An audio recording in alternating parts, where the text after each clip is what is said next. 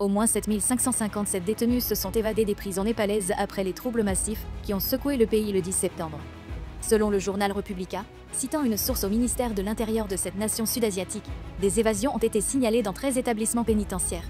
Des forces de l'ordre et des unités militaires ont été déployées dans tout le pays pour retrouver les fugitifs. Les autorités ont appelé la population à faire preuve de prudence et à signaler toute situation suspecte.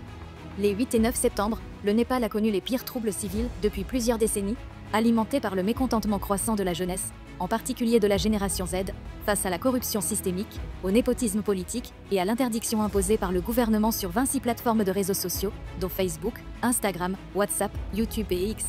Des milliers de jeunes manifestants, dont beaucoup en uniforme scolaire ou universitaire, se sont rassemblés dans le quartier de Metiga à Katmandou, marchant en direction du Parlement avec des slogans tels que « Combattez la corruption, pas les réseaux sociaux ».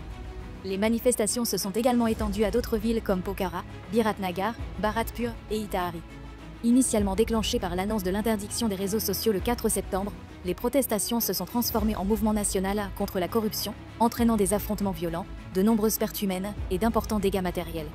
La crise a culminé avec la démission du Premier ministre KP Sharma Oli et l'incendie de plusieurs bâtiments gouvernementaux clés, notamment le Parlement fédéral et la Cour suprême.